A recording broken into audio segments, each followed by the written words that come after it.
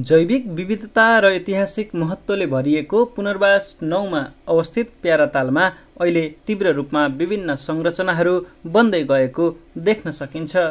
नागरिक स्तरबाट सुरु गरिएको अभियानमा यतिबेला स्थानीय सरकारको संलग्नता र सरोकारवालाहरूको सहयोगले प्याराताल पुनर्वासको प्रमुख पर्यटकीय गन्तव्यको रूपमा विकास हुँदै गएको छ। प्याराताल परिसरमा शनिबार पुनर्वास उद्योग वाणिज्य सङ्घको सहयोगमा निर्माण गरिएको गोहीको मूर्ति अनावरण गरिएको छ। पुनर्वास नगरपालिकाका नगर प्रमुख तोयप्रसाद शर्माले गोहीको मूर्ति अनावरण गर्दै तालको दीर्घकालीन संरक्षण र विकासका लागि सबैको हातेमालो आवश्यक रहेको बताउनुभयो। व्यक्तिगत तौरले जनस्तरबाट हाम्रो यो जितेन्द्रजीले चलाएको अभियानमा धेरै मूर्तिहरू पनि स्थापना भएका छन्।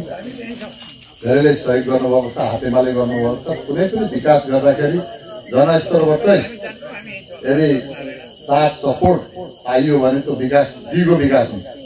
जितेन्द्रजीले जुन अभियान चलाउनु भएको छ एकदम सराहनीय काम छ, प्रशंसनीय काम छ र अलिकति सरकारी उसमा पनि उहाँले ध्यान दिनुभएको छ। अहिले 90 लाखको यो सङ्घीय बजेट आएको उसमा नगरपालिकाद्वारा उहाँहरूकै सरसल्लाहमा के बनाउने भनेर जनस्तरबाटै सरसल्लाह गरेर यो निर्माण हुने अवस्थामा प्याराताललाई एउटा पर्यटन स्थल बनाउने र यसलाई बृहत एउटा डिपिआर बनाएको छ।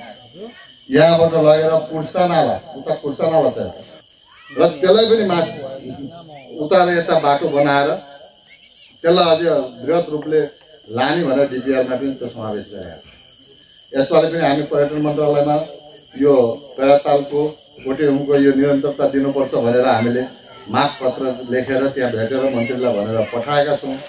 यस्तै गोहीको मूर्ति अनावरण कार्यक्रममा बोल्दै प्याराताल पर्यटन प्रवर्धन तथा संरक्षण समितिका अध्यक्ष तथा पत्रकार दिपेन्द्र बस्नेतले गोहीको मूर्ति तालको जैविक पहिचान झल्काउने गरी स्थापना गरिएको बताउनुभयो। ताल परिसरमा यसअघि माछा, कछुवा, ओद, मृग र कमलको फूलको मूर्ति स्थापना भइसकेको उहाँले बताउनुभयो। यस्तै सेल्फी स्पट, झुला जस्ता संरचनाहरू बनाइसकेको र वाटर फाउन्टेनको काम अन्तिम चरणमा रहेको उहाँले बताउनुभयो। सम्पूर्ण आम नेपाली जनहरूप्रति धेरै धेरै आभार प्रकट गरेका छौँ। आज प्यारातालले यहाँहरूकै साथ सहयोग र यहाँहरूकै सपोर्टले आज प्यारातालले एउटा नेपालमा देशमै एउटा पहिचान स्थापित गरिसकेको अवस्था छ।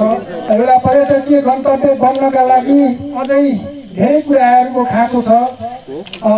यो क्षेत्रमा एउटा हामीले उत्कृष्ट पर्यटकीय स्थल निर्माणका लागि एउटा आधारभूत कामहरू सुरु भएका छन् र यसका लागि म सम्पूर्णलाई हार्दिक आभार गर्दछु। यस्तै गोहीको मूर्ति अनावरण कार्यक्रममा बोल्दै पुनर्वास उद्योग वाणिज्य सङ्घका अध्यक्ष राजकुमार रायमाझीले प्याराताल जैविक सम्पदाले भरिएको क्षेत्र भएको बताउनुभयो। प्याराताललाई पर्यटकीय गन्तव्य बनाउन उद्योग वाणिज्य सङ्घको तर्फबाट 2,36,000 रुपैयाँको लागतमा गोहीको मूर्ति बनाइएको बताउनुभयो।